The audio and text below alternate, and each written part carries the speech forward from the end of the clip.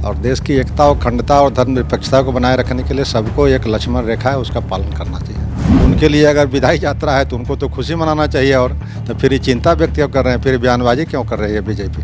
तो प्रजातंत्र में अगर कुछ बोलने की आज़ादी है तो उसका लाभ लेते हैं, उठाते हैं।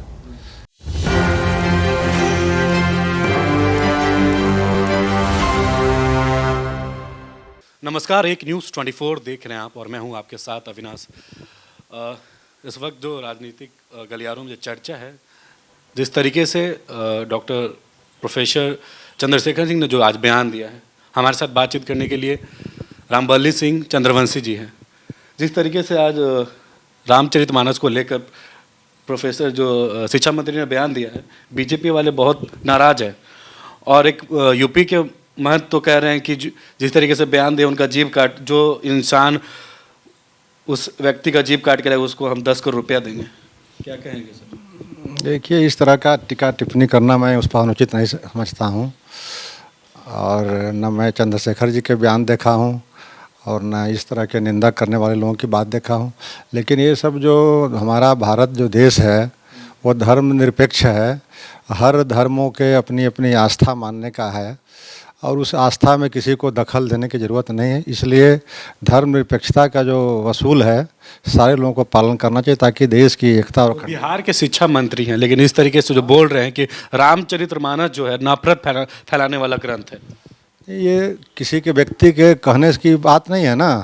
ये तो रामचरितमानस हो, हम सब हिंदू हैं तो हिंदू के जो धर्म ग्रंथ हैं उसको मानते हैं। ये तो हमारी आस्था के प्रतीक हैं, इसलिए इस सब बातों पर कहीं बहस का और टीका टिप्पणी का गुंजाइश नहीं। यूपी के महंत कह रहे हैं कि जो भी व्यक्ति चंद्रशेखर सिंह का जीभ काट के लाएगा उसको हम 10 करोड़ रुपया देंगे।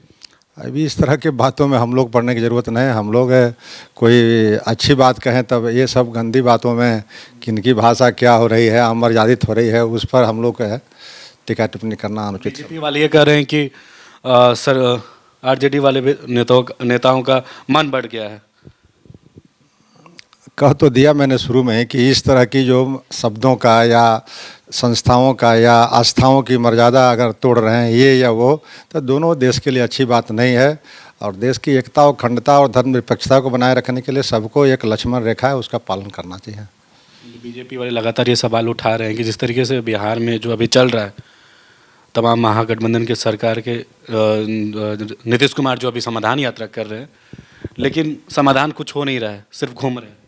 नहीं, अब समाधान अगर नहीं हो रहा था तो बीजेपी के लिए और खुशी की बात है, लेकिन बीजेपी को चिंता बढ़ रही है। इसका मतलब कि वहाँ समाधान हो रहा है, और समाधान हो रहा है, कुछ बातें बन रही है, नीतीश जी का स्वागत बहुत हो रहा है जोरदार ढंग से। तो यह बीजेपी है, प्रतिपक्ष है, इसलिए उसको तो खलेगा ही। वो तो कह रहे हैं समाधान नहीं, उनका विदाई यात्रा हो।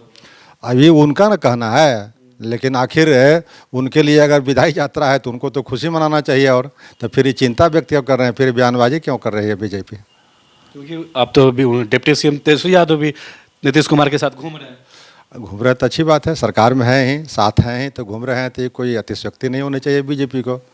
कल बीजेपी सरकार में थी तो बीजेपी और नीतीश जी घूमते थे, आज बीजेपी के नहीं है तो बीजेपी आज आलोचना कर रही है। रामबल्ली जी, लेकिन बिहार में क्राइम रेट तो बढ़ रहा है। अब क्राइम रेट बिहार में नहीं बढ़ रहा है, सब जगह बढ़ रहा है। आप सब जगह का रिकॉर्ड देख के देखिए, तो खाली बिहार को आप अकेले नहीं कर सकते हैं। अब कुछ चीज़ें ऐसी है जिस पर सर्वदलीय बैठक करने की ज़रूरत है, बिहार को सुधारने के लिए, देश को सुधारने के लिए, या जो कुछ मुद्दे हैं उसको बेहतर करने के लिए। तो ये सब आदमी को माइंडसेट बदलने की ज़रूरत है लोगों की।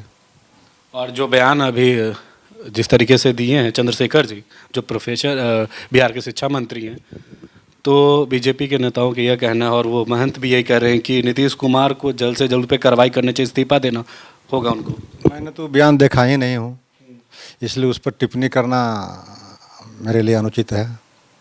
जब मैं बयान देखूंगा, समझूंगा, उनसे बात करूंगा तभी ना। लेकिन आपको क्या लगता है इस तरीके से बयान देना चाहिए रामचरितमानस को लेकर? अभी हाइपोथेटिकल क्वेश्चन का उत्तर मैं नहीं दे सकता ना। अभी जब तक मैं अपने से नहीं देखता हूँ कि बयान क्या है, क्या किनकी मर्यादाओं की ठेस पहुँच रही है, तब तक अपनी प्रतिक्रिया कैसे दे सकता हूँ। आप बिहार विधान परिषद के सदस्य हैं, आप लोग की क्या रणनीति रहेगी आने वाले समय में? अब अभी हम लोग की रणनीति नहीं बनी, आगे रणनीति 2024 की है कि हम लोग को अधिक से अधिक 40 में 40 सीट जीतनी है, महागठबंधन जो बनी है। और आप ही के पार्टी के एक नेता सुधाकर सिंह हैं जो लगातार नीतीश कुमार पर सवाल उठाते हैं। अब देखिए, सुधाकर जी सवाल उठाते हैं तो इसके लिए पार्टी है, पार्टी के और हमारे शीर्ष नेता हैं और वो अनुशासन के दायरे में रह करके ही अपनी बात रखते हैं। वो तो डेमोक्रेसी का प्रतीक है, वो तो प्रजातंत्र में अगर कुछ बोलने की आज़ादी है तो उसका वो लाभ लेते हैं, उठाते हैं। अभिव्यक्ति की स्वतंत्रता तो सबको है ना, इसलिए वो करते हैं। आपने सुना रामबली सिंह चंद्रवंशी को, जिन्होंने साफ तौर पे अपनी बात को बेबाकी से रखा।